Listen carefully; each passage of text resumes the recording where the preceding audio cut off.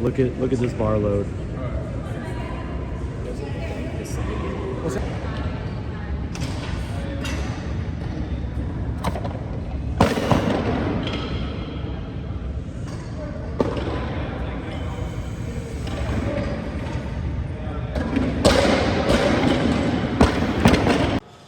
All right, thanks for your time, man. Of course, yeah. I am here with David Garcia. Some of you guys might know him. He was a resident at the Olympic Training Center, multiple-time world team member. You were on Team Juggernaut for a stint, right? You started at Hassle-Free Barbell.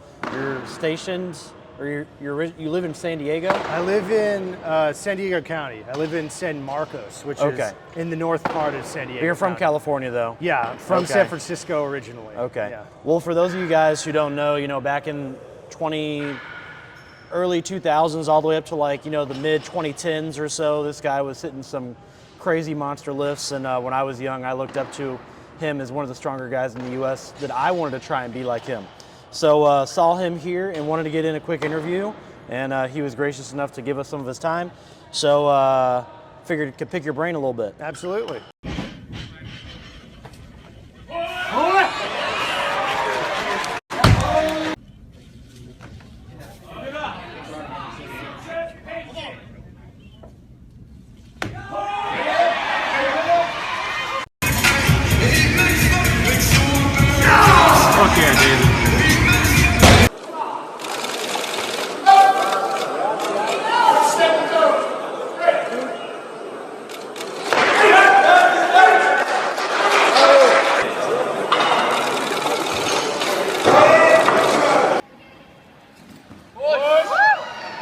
That might be the most impressive thing. Yeah, there you go, come on.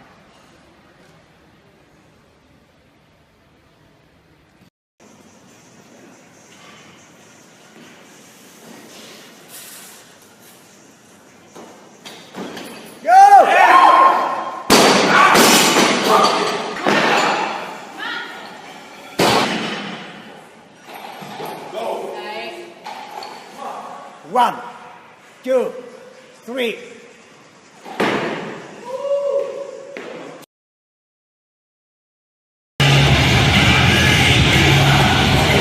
There you go, come on.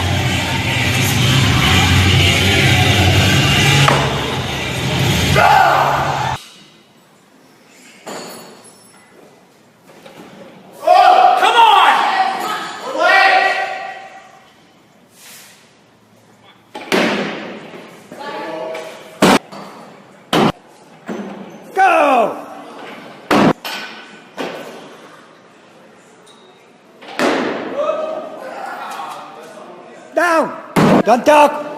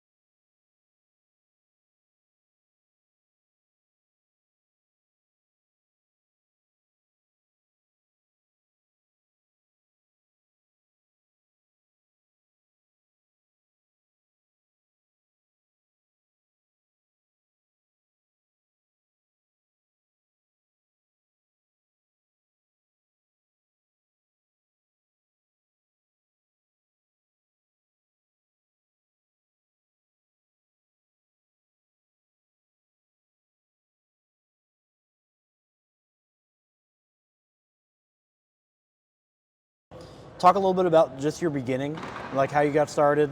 Sure.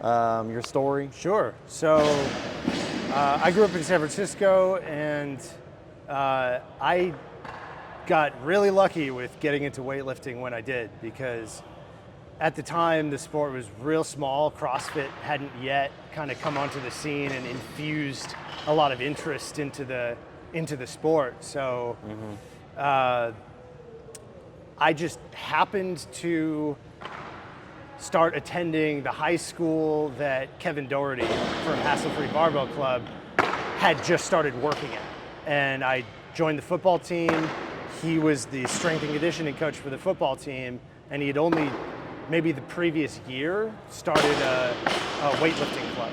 He had only that year, like before I got there, he had started work there, got certified as a USA weightlifting coach, and started a weightlifting club. So I got in on the ground floor with Hassle Free Barbell by just pure luck, and started doing lifts. Kevin took the strongest of the guys on the football team to weightlifting competitions, and we were,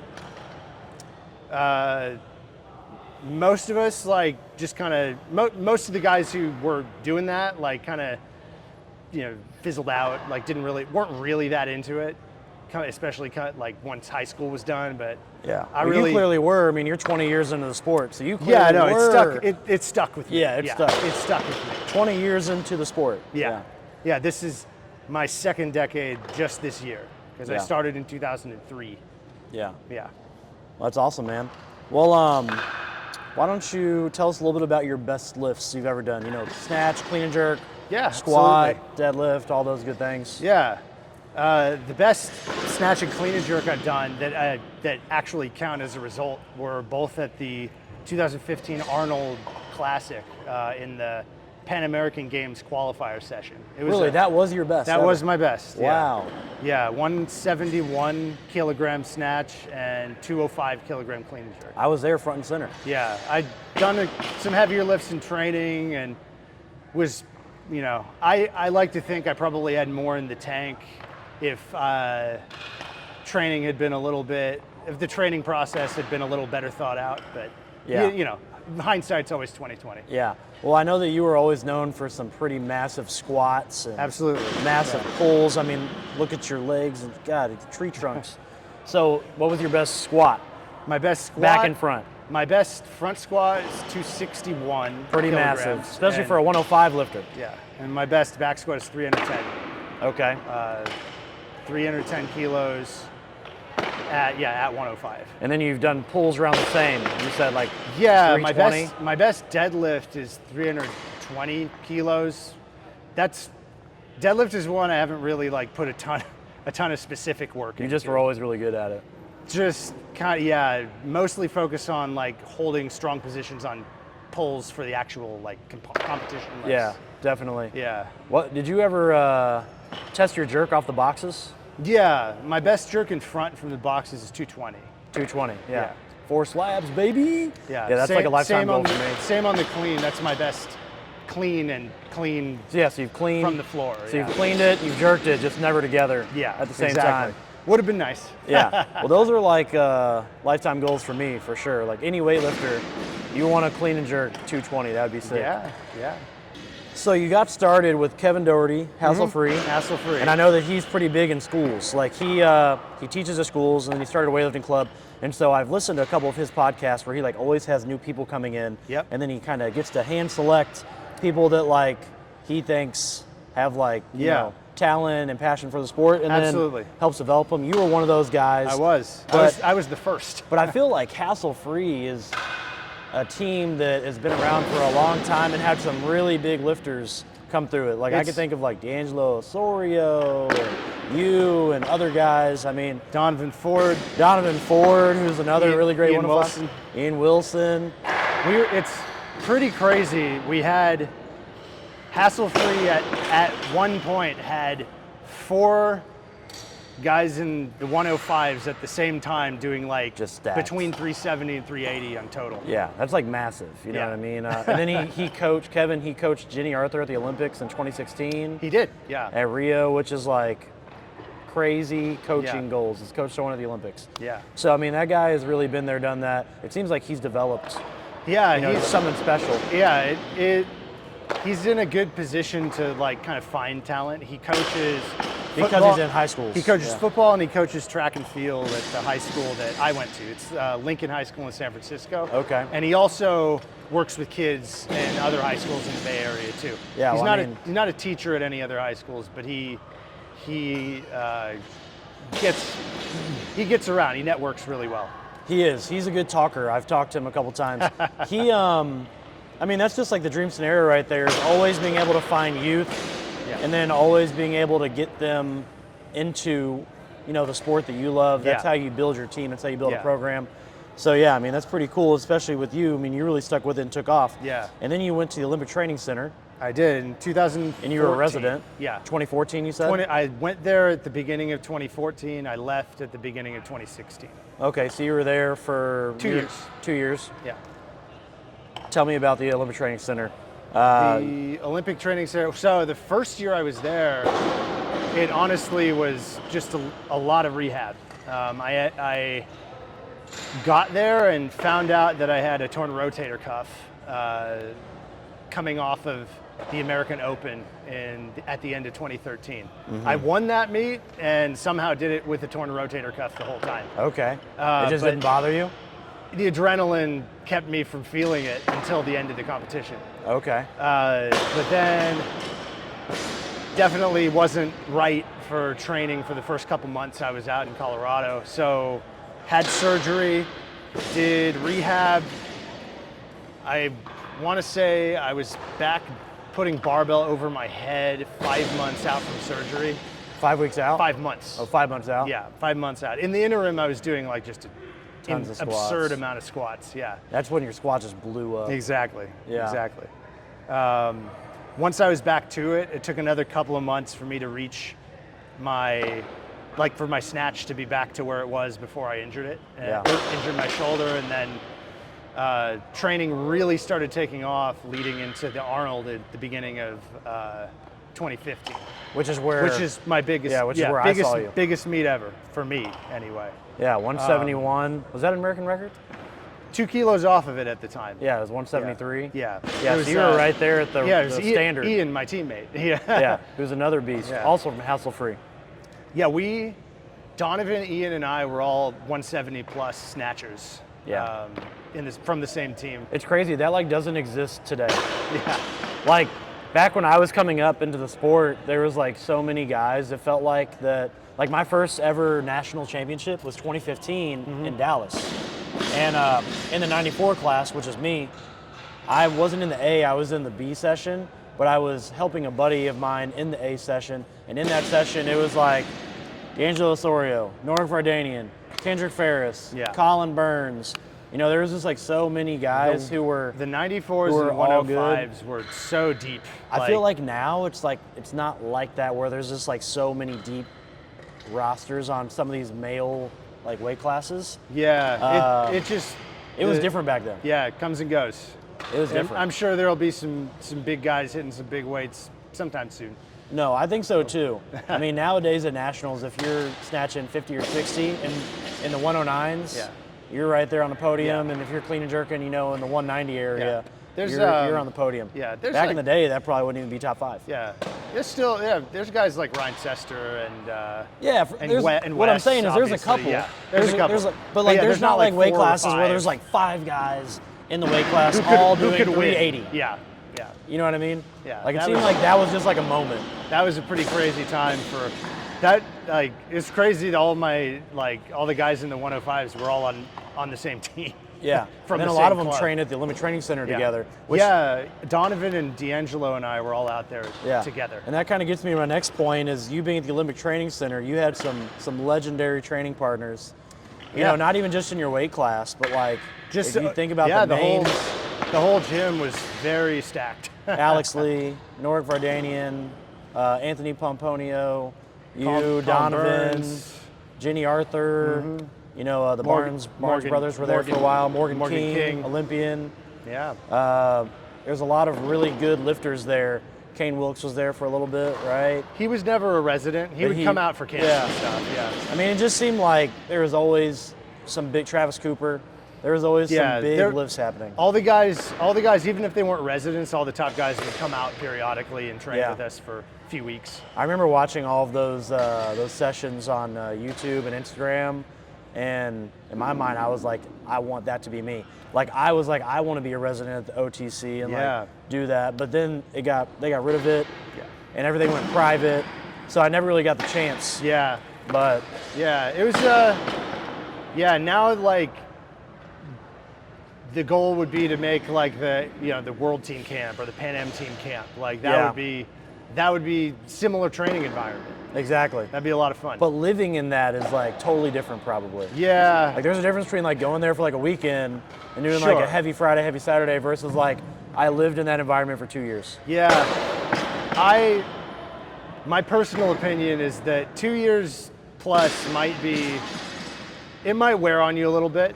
It definitely over time, like, especially once my competition performances started like decreasing and started having a tougher time after that big Arnold, I thought that maybe the process could be adapted better, but it was usually more of the same. Just throw yourself at the heavyweights constantly and hope it works out. Well, I feel like when you're in that position, when you're like a resident of the OTC and you're battling for these spots, like the amount of pressure that you have to feel on yourself is probably immense. Not just because you're like trying to compete at these meets, but because of like being a resident of the OTC, being around great athletes all the time, and like everyone is always trying to one up each other to like secure spots. Yeah. So it's like just a lot of pressure all the time. Yeah, and depending on who you are and your like how your personality is, like being in that constantly might be a good thing or it might be a bad thing.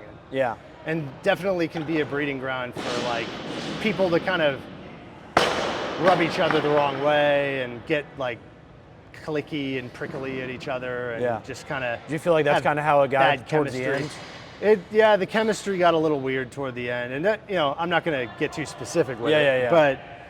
But it just, like I was just saying, it's hard being in that environment for multiple years on end and not like having some a little bit of animosity at like people who are like just bumping up right against you, you're all trying to get a limited number of spots for it's a competitive environment. Yeah.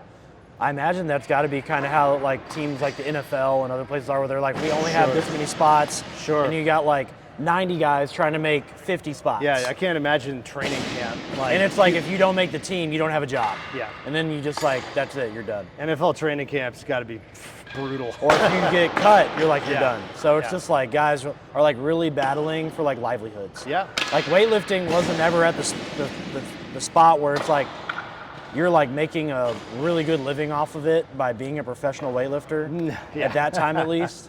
But like, that was, I mean, when you were at the OTC, you're a full-time weightlifter. Like, all you do is weightlifting, trying to make, world team or Olympic team or whatever. Yeah. So Do you think that weightlifting will ever get to the point where people will be able to like live soundly off of just weightlifting? Hard to say. I think that it would have to be something where the thing that brings money to all the big name sports is like eyeballs, right? Like TV contracts, advertising dollars. Yeah, people want to watch that sport, so advertisers throw money at it because like it gets like eyeballs on it. And it's hard to say. Weightlifting,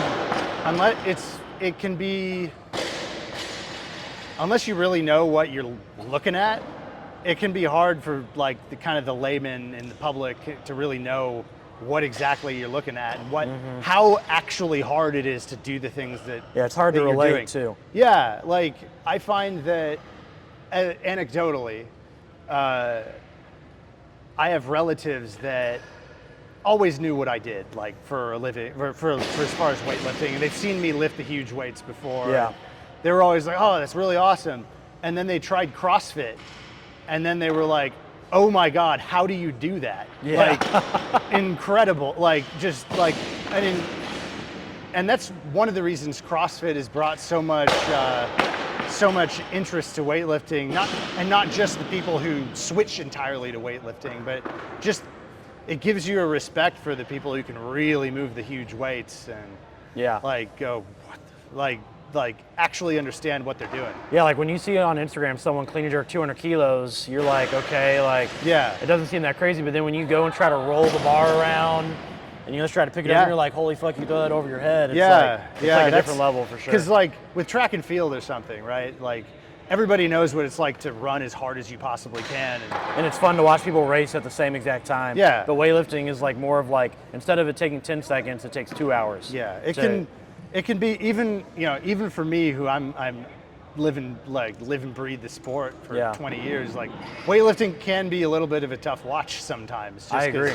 It's very slow paced and just so that kind of I find that if anything is going to limit its growth potential as far as like getting professional athletes in America, like that's going to be the limiting factor is getting people interested in watching it. Well, going back to like, the 2015 Arnold and the 2015 National Championships, the 2016 Olympic trials, where they had like one platform, it was really well done. Yeah. And they have like a big trial session.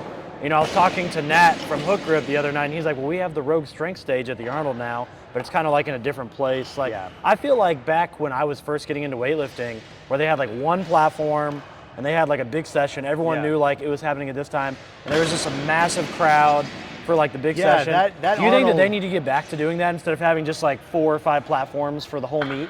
It's tough, like, because it's to do with the level of interest that there is in the sport now and how many more people are doing it. Like, I guess, you probably, you probably just would have to set aside one time slot and just shut down the other platforms and have that one be the big trials session. Well, that could be the one that's on TV or something. I don't know. I mean, I have no idea. Yeah, no, it's an interesting idea. Because it's like, the 89E session probably doesn't need to be on TV. Right. But, I'm sure that someone would love to be like, here's David Garcia clean and jerking 205 kilos. Yeah, trying to make a world team. That Arnold session was wild. Yeah. There was so many big lifts. And it wasn't just like all 105s. It was just like they took all the guys from different weight classes, put them all together. I mean, it was like the Olympic trials. Like, exactly. So that's why I feel like we should have some stuff like that. I think it would be cool.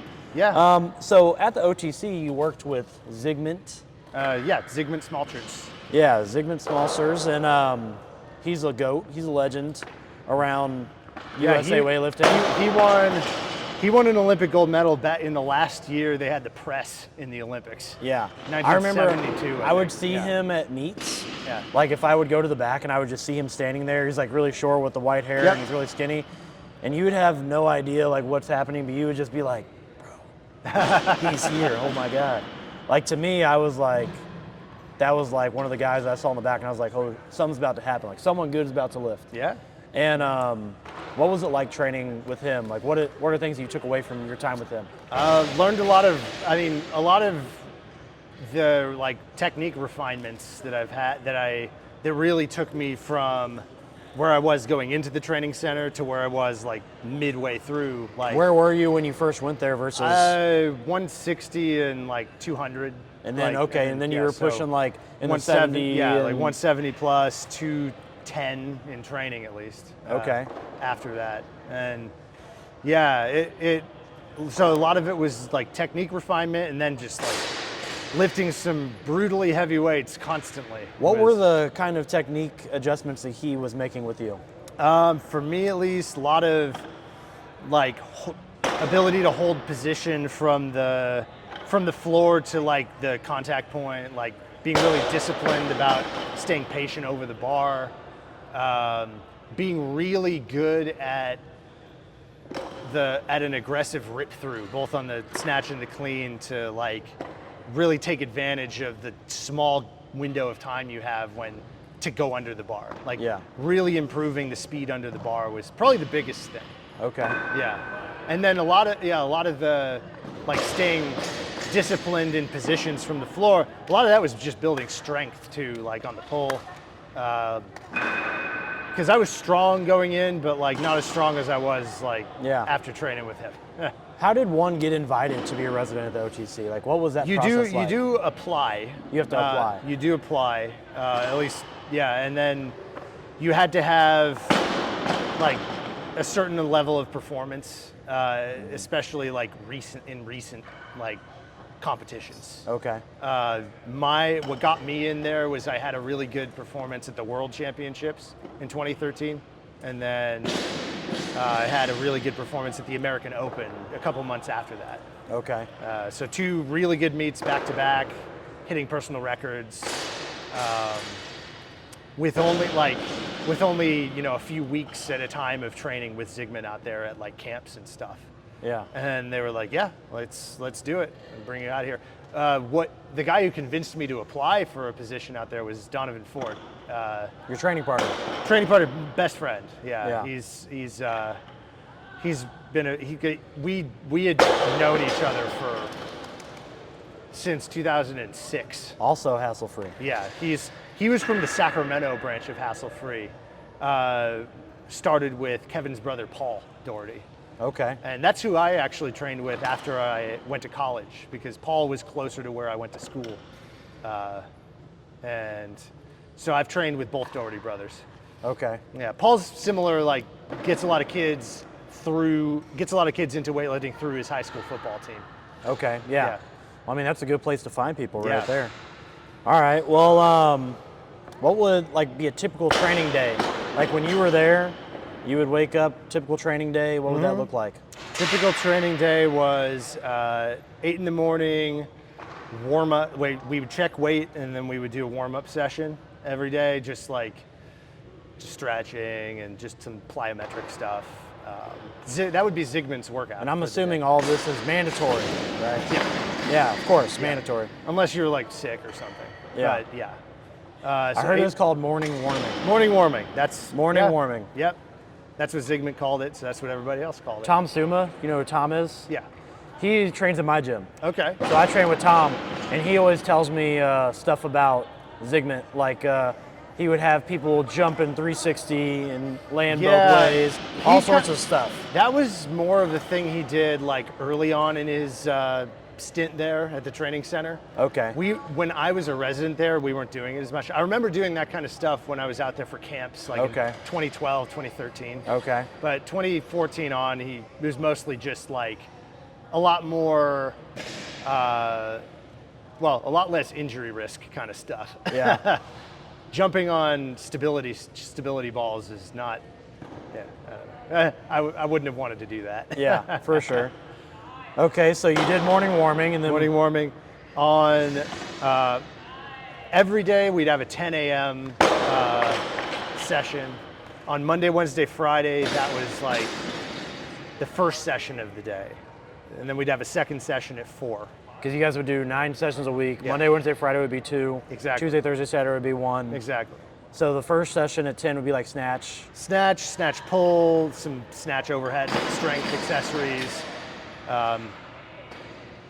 Yeah, and then maybe some other like kind of accessory stuff.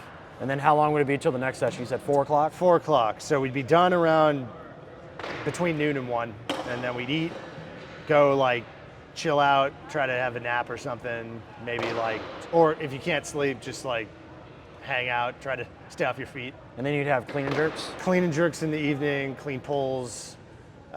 Usually farther out from competition, the cleans and the jerks would be split up. Okay. And farther out from competition, we'd be usually going from boxes. Okay. Doing a lot more like box work, hang stuff from the hang. And yeah, and then like Tuesday, Thursday, Saturday would be squats and like some lift variant that was like a lot less intense. So on the Monday, Wednesday, Friday workouts, you guys wouldn't do like squats and stuff like that on those days? No. Just a snatch and clean and jerk, and then you'd squat on separate days completely? Yeah. Interesting. Unless like some of the athletes there, if they were like the kind of athlete who had a really hard time with squats and had bad ability to stand up out of the bottom of a clean, Yeah. they would probably be prescribed some extra squats on like on the Monday, Wednesday, Friday sessions. That makes sense. That wasn't me, so. Okay. I You had a surplus. I wasn't of squats. doing any of that. So you probably didn't even need to squat that often, honestly. I squatted 3 times a week. Yeah, that's pretty standard, I feel like. Yeah. Probably didn't need the kind of intensity I was at all the time. Yeah. To be honest, it was I was at like 90% plus constantly on all my squats, which, Okay. is fine. When you squat 310, Right. So I was like doing triples at 270 like pretty All day. pretty regularly. Yeah. Which is, maybe you spend some of that recovery on doing some more cleans or something, or snatches maybe. Yeah. In my opinion, like I think that part of the process could have been a little bit more efficient. Like, I probably didn't need to be squatting 270 quite so often. Yeah, that makes sense. Do you have any favorite Zygmunt stories or funny Zygmunt stories?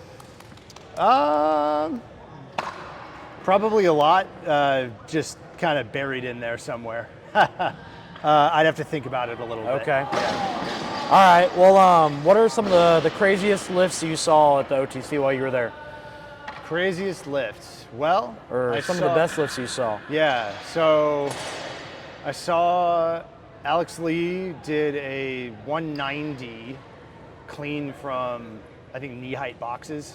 Yeah, and one he was time. at 73. He was a 69. 69, because it was at the time it was a different that was weight the class. weight category at the time. 69, and then it went 77. Yeah. So 69 cleaning 190, pretty crazy. Yeah. It didn't look very hard going from knee height for him. At least. He's another guy I want to have on the show, Alex. Yeah, he's so athletic, so fast under the bar. Really, really like good guy to watch if you want to know just how quick you need to be, like meeting the bar. Yeah.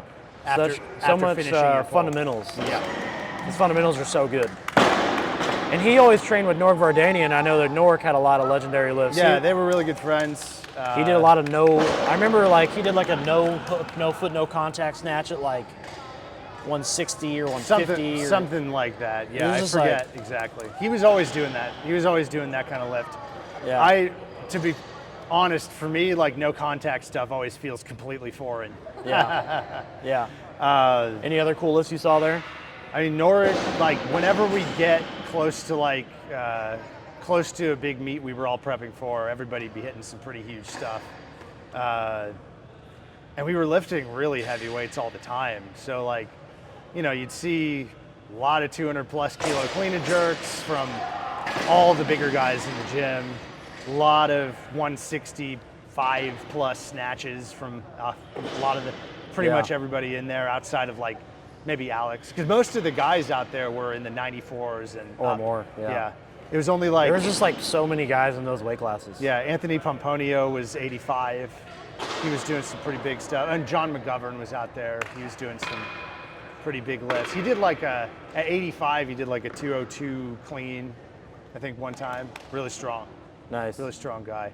Norik did a 210 210 clean and jerk in training, going into, I want to say Worlds that year, like in 2015. That's pretty sick. Yeah. Jenny Arthur hit like big snatches and clean and jerks all the time, doing like 110 plus, like 135 plus. Like, And then she went to the 2016 Olympics. Yeah. Epic. Yeah. I actually went to their gym when I was out there for nationals, and I got to see Jenny and meet her for the first time. Yeah. But she's a super nice person. Yeah. Like, yeah. before Kate and I and these other girls nowadays, Jenny Yeah. Arthur was that. Yep. Jenny Arthur was like, she had like impeccable technique. She was Super hitting strong. super strong, hitting some big numbers. It was like Yeah. 110, 140. Yeah. She was really good. Yeah. And I heard on her Instagram that she's looking to get back into some competing. Yeah, looks like she's been training again, and Yeah. I mean if you're really strong, you never really get too far out of being in shape. Yeah, well, I know that you're starting to try and get back into some shape now. I try. Recently you said like a 200 power clean. I haven't done a 200 power clean recently. Oh, okay. I've cleaned 200 You relatively. cleaned 200? Yeah, Yeah. relatively recently. Did like earlier in the year, I did a 155 snatch double. That's pretty good. Yeah. 155 snatch double. Yeah, like just So you're Try- getting back into it a little bit. yeah, trying to stay moving. Do you have any any ambitions to do a competition one day? I'd like to do at least like get started with the local one. Hopefully, go to something later in this year, and then build some momentum. Go to some more local. What's your body weight sitting at right now? Haven't checked in a while, actually. Just Above or below 109? Below. Below? Yeah. Okay. Yeah. All right. What were your best preps or your hardest preps?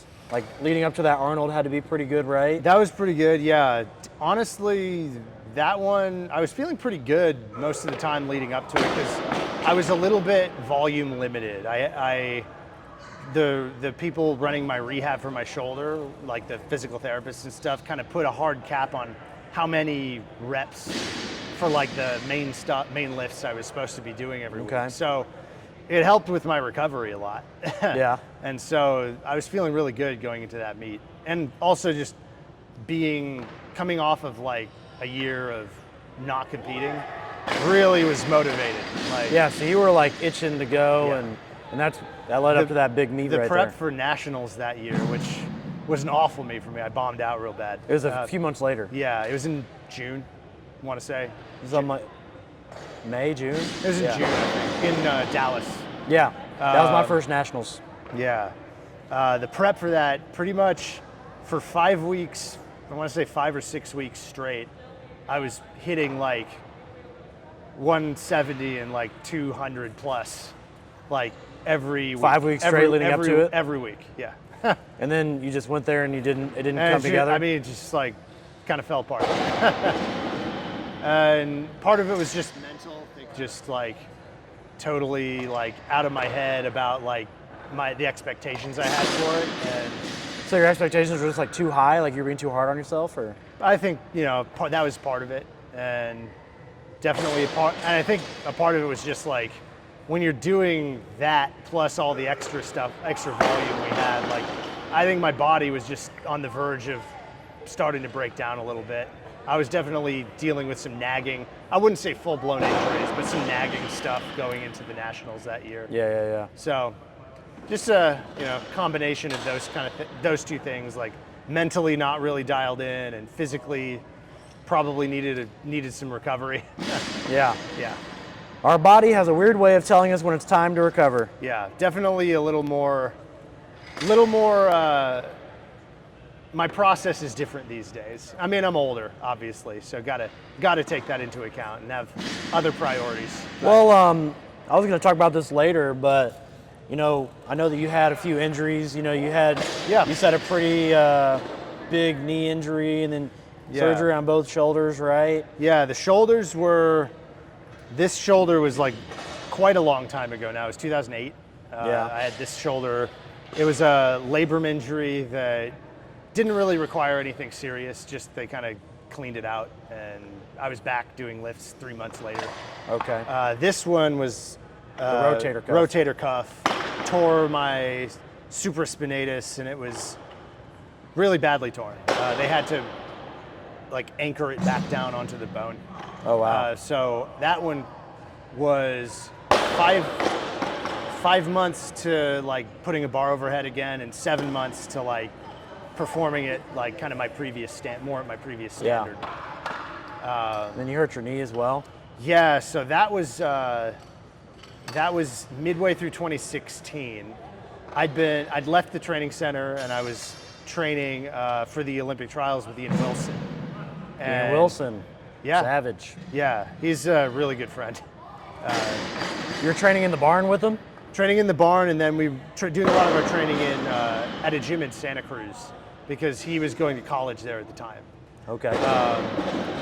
And I had a cartilage injury in this knee, and I had to have a pretty crazy surgery to like regenerate the cartilage, where it like it basically just I had bone exposed on where my femur like kind of joins. Was that just like an tibia. overtime injury, or? It was the way my doctor described it. It was over time the cartilage got worn down, and then like one last like big, like one lift kind of like took the rest of it off. Like so it was like acute injury on top of like a chronic like weakening of the tissue. Interesting. Yeah, What'd you think of Ian's 187, 227?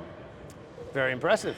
I don't want to get too much into all this stuff surrounding that, but yeah. I mean, I remember when those came out, everyone was like, "Holy crap, that's crazy!" But I know the circumstances surrounding those are kind of crazy, also. it's kind of I just like to think of it as another evidence point to the idea that it debunks a little bit the idea that the U.S. isn't. We're not winning because we're not sending our best. Like some people have that idea that it's just we need more talent, and I personally think the people we have at the top of our system are very talented and maybe just need a little bit of extra help to be competitive at the top level, or the policing of doping needs to be better at the top level. A little extra help. One of those. Yeah. But yeah, like the talent is there in the U.S. in my opinion. I agree. Yeah. Yeah, well, that was a crazy thing that happened for sure. Talk about your international career. How many international teams did you make? I made Youth Pan Ams back in 2006. Oh, wow. Yeah.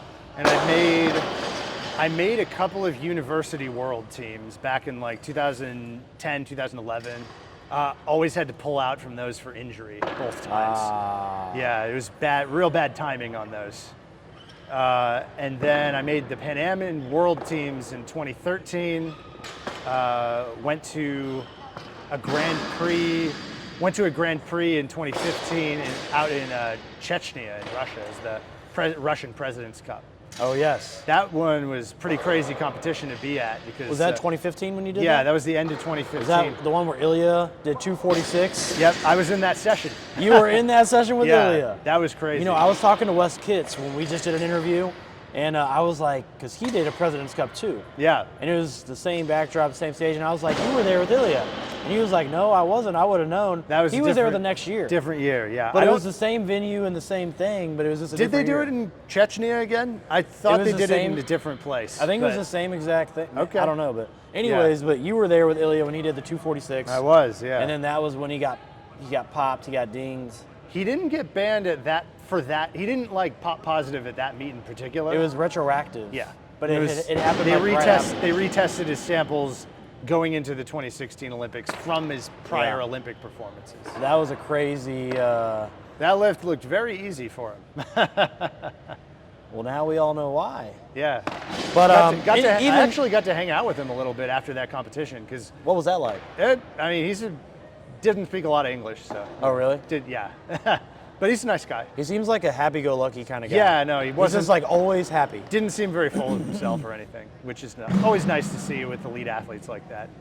Do you have any, not like lift related, but like just like cool like stories like that from like international teams? Like I got to hang out with this guy. Or... Yeah, I mean that probably was the most like hilarious one, like the one where in Chechnya after Ian and I competed in that session with Ilya. We were both in that session, and then we just went to grab dinner at the hotel restaurant where all the athletes were staying afterward, and the whole Polish team was there, and they were just like, hey, come over, you like just hang out. Like we were like, all right, and Chechnya is a dry country, so they don't really allow alcohol, at least not to be sold there. I think the hotel restaurant, because they host international dignitaries, they were an exception to the rule. But the Polish team like smuggled in like a ton of booze. And so we were just like, we were partying it up with the Polish team, and the Kazakh team came and was hanging out too. That's sick. Yeah. Ilya doesn't drink though. He wasn't one of the ones like getting sloshed. That's funny. Yeah. That's like a dream of mine, is to like go to one of those meets and like, oh, I was hanging out with fill in the blank person. The guy, or whatever. it was actually really cool. We were hanging out, and the Polish teams, the president of the Polish Federation was with the team there. Is Zygmunt Smalcerz. Okay. Do you remember him? Yeah. Yeah, so he speaks pretty good English. So I was like chatting with him like pretty much the That's whole time. sick. That was really cool because he was one of the guys who was big, like kind of inspiration for me when I was younger in the lifting scene. Because I feel like a lot of the Polish lifters just move so well. he had incredible technique. Zygmunt, I guess, coached him for a little while when he was coaching the Polish team. Yeah. Yeah. Zygmunt's a guy that I would love to train with one day, even if it's just for a day. Like I would just like to like pick his brain and get his opinion on my lifts and learn a little bit from him. I know he's working with Norway? I want to say that's right. Something like that? Yeah. Yeah, but another friend of mine, Sylvia, she just went to the 2018 or the 2022 Olympics, Winter Olympics, and she medaled. Sylvia Hoffman? Yeah. Yeah, she still works with him. Okay. I think. I don't know to what extent. She's at the Olympic Training Center. She actually just stayed at my house. Wow. Okay. But because she drives back and forth from the Olympic Training Center to Lake Placid. Yeah. And so she'll like, St. Louis is kind of like a midpoint. Okay. And she'll stay with me and go to my gym and stuff. Wow, she drives that? She said that she likes to have her car with her, but yeah, it's a lot of driving. That makes sense. Yeah, she was there not as a resident athlete, but she trained kind of with the community program that we had going at the training center out there. She got discovered off of, I think, Find the Next Olympian. Yeah. They had like some event or something, and she did that, and then she got hooked up with some bobsled people, and then ended up medaling at the Olympics, which is pretty cool. Yeah, she's a really good athlete. Doesn't have a great build for weightlifting in particular. She's like kind of tall, very lanky. long, very long. Makes her really good at sprinting, though. Yeah, no, absolutely, for sure. Super athletic. Yeah, it's really cool. She still seeing works her, with Zygmunt. So. Yeah, really cool seeing her do so well, like in bobsled. Yeah. There's probably a lot of weightlifters who might be good at stuff like that just because of how explosive they are, how strong they are. Absolutely. I feel like Jared Fleming, he tried to get into it a little bit, I think, at one point, and then he was dealing with another injury or something. Yeah, some of us just get hurt a lot. Well, here's a question. You being a guy who was at the OTC, like not like a private like gym, but like a system where they have like a world team and everyone's kind of training together, do you think that system is better, where like everyone's kind of under one coach training together, or like where everyone has their own private coaches and private gyms that they go to? What system do you think is better? I mean, the results kind of speak for themselves with how well we're doing now compared to how well we were doing when the Olympic Training Center program. Because I know when the in OTC existence. went away, it was kind of a big deal. It was like everyone was going private, and a lot of people had a hard time like kind of understanding why. Yeah, I think that having the system be a little bit more distributed helps more than it hurts. Because, like I said, the environment at the training center, after a while, everybody starts like just kind of everybody just stops like wanting to be friends with each other because like we're all like trying to go after the same thing. It's easier to just kind of have a good rapport with people when you're seeing each other for training camps or something, and then okay, now we go do our own thing for a while, and you can find a coach who maybe is a better fit for you. Yeah, exactly. Like the way Zygmunt coached everybody, I think like if I had the process that I had when I was training with Max Aita with Juggernaut, I think things would have maybe gone a little bit better for me, like at least as far as being ready to perform in competitions. Yeah. I liked his approach to competition prep better. Yeah. But what do you think it was about his approach that was more beneficial for you? Just allowing for recovery time, having the understanding that athletes who are not using drugs don't recover as fast. Honestly, I think that's kind of like, not to say that, I was willing to do the work at the Olympic Training Center. Just, you hit a limit of how much you can recover even if you're not doing anything else outside of training. And I think I bumped up against that limit, along with like just kind of losing my confidence with how consistent I could be with those heavy weights, because we were trying them so often, even when we were feeling like crap. Yeah. And with finding that balance, I feel like, is important. Yeah. Because you want to be taking those lifts when it's a meaningful time. Yeah. but you also don't want to be underprepared Yeah. for them as well. So Yeah. like, what is that balance to you? Like, what do you think that balance is of like how often you should be attempting those weights? With Max, we were hitting the heaviest weights like 2 to 3 weeks out of peaking. And it wasn't like absolute maximums. It was like we ramp up. Like it was. You would save the absolute maximums for the meet. Yeah, exactly. And then you build up to it, but it's not something we're doing constantly. Like you don't like if you feel weights that are pretty close to the ones you're trying to hit, pretty close to the competition, you can be pretty confident. And if you're feeling recovered, you'll feel strong. Yeah, And, for sure. You know, also Max understood that like I squat plenty, so I don't need to squat up near my maximum all the time. Why? Can't spell maximum without max. Yeah. Well, he knew that like he had a better sense of like how non-doped athletes recover. Zygmunt, for all of the benefits I got from training under him, his whole weightlifting coaching career outside of coaching us in the US was, I mean, it was with athletes who had assistants outside of, you know, in programs outside the US. Yeah. And I don't know how much he adapted his program to what we were doing, like how much he scaled things back but whatever we were doing, it was still too much for us, the amount of time we sustained it. Yeah. We didn't really, like deloading wasn't really ever a thing we did out there. We would take breaks sometimes and go home to see family and stuff, but I was still training really freaking hard out back home. Yeah. He would give us workouts to do when we were away, and we were still keeping up with what we were doing all the time. How did he prescribe programs? Excel sheet? They were all handwritten. Handwritten. Yeah.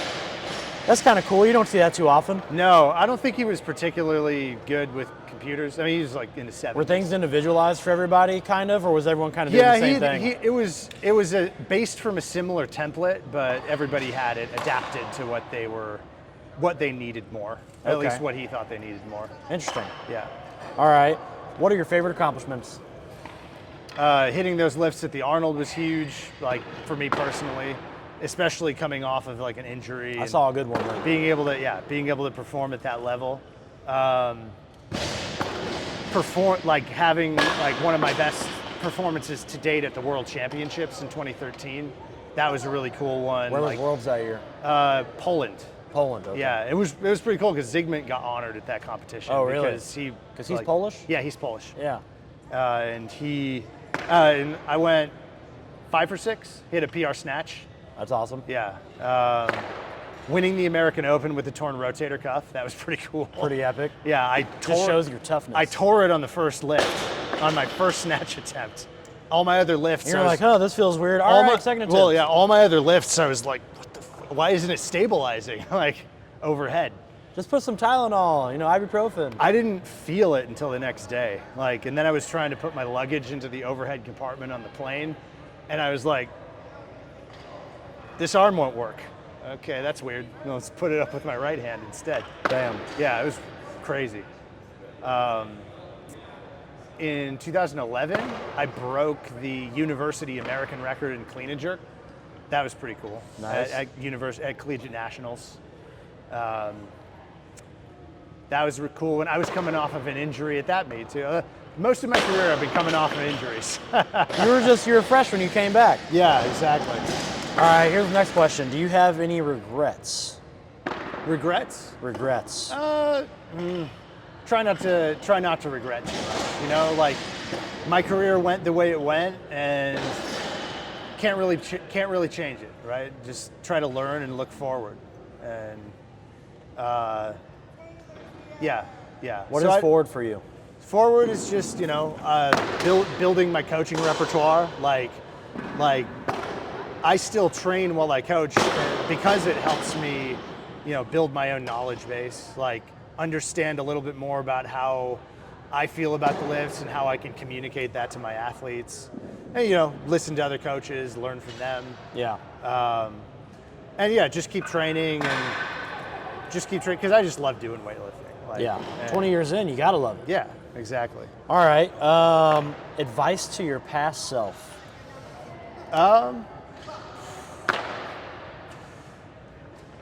Listen to your body more. I've had to deal with a lot of injuries just from like pushing myself when I didn't really need to.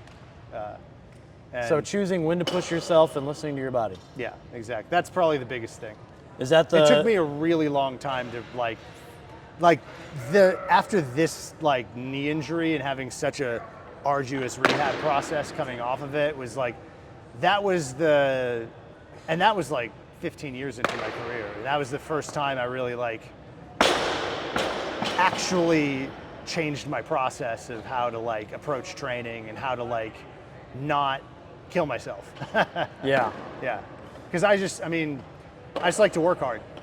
Yeah. Yeah. Well, as you know, if you want to get really good at weightlifting, you have to be able to last for a long period of time. Yep. You know, I'm 10 years in, you're 20 years in, and if you train a way that you're not able to like have a significant amount of skin in the game, you're not going to reach those levels of, Yeah. you know, being one of the guys. Yeah. Is that the same advice you would give to new lifters? Yeah. guys coming up? Especially people who are super like gung-ho and want to be good. Like sometimes you have to convince them that the best thing to do is like let their body build itself. Yeah. Because unless you're like using anabolic steroids, you're not going to be able to build your muscles and break them down at the same time constantly. Yeah. You have to break them down to let them build themselves up. Periodize your training. Yeah. And that's something that especially if you're like the guy who I was just coaching in the session at noon today, high school kid, super into it, loves it, wants to go hard in training all the time. And it's great most of the time. And then really hard convincing him to not do it when his body needs the rest. Right. Fortunately, you know, he's a year into training with me and he already like listens better. So That's awesome. It's good. I definitely, you know, I have 85 lifters in my gym and I have Yeah. guys like that too. Yeah. Where I got to literally be like, you got to calm down Yeah. and think long term and Yeah. not just think about like right now. Yeah. It's like, oh, you just hit like 2 or 3 PRs and you feel like you're not doing good enough. It's like, Yeah. calm down. Yeah. Long term. Yeah. Okay. Well, I mean, is there anything that you want to add or like how people can find you? Sure. How yeah. people can learn about So more about my you? gym is in Vista, California, in North San Diego County. The places that are closest to it that people might know are like Carlsbad, Oceanside, that general area.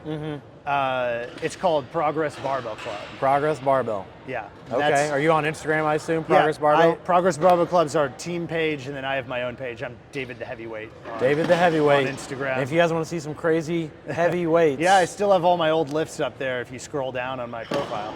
You know, every now and then I like to go look back through those OTC videos. Yeah. You have like a little saved album where you can just look at some of those lifts. Yeah. And to me, you don't know the intricate inner workings of like how it was in those areas, but like just watching from afar, you're just like, man, I would have loved to been a part of something like that, even though you don't really know how it was, but in your Yeah. mind, you're just like, all these guys are strong as hell. I want to be one of those guys. Yeah. Yeah. So it's like I look up to you and other people at the OTC, and hopefully this weekend I have a big performance too. That'd be great. Yeah, that would be awesome, man. All right. Well, thanks for your time, dude. Of course, yeah. Happy And, to do it. Happy to talk. Hope that there's some information that people can learn from, and thanks for your sure. time. Yeah, of course. And good luck to your barbell club and you as a lifter. And we need to lift together one day. Yeah, that'd be great. Yeah. That'd be so great. one day I'll come back out to Cali. We could train again. Yeah, San Diego County in general is just a great place to vacation. I've never been there, so I guess now I have to make a trip for it. So Yeah, man. we'll come out there and we'll train and we'll have a Happy good to time. have you out there. All right, man. Sounds Yeah, good. Thanks. Yeah, sounds good.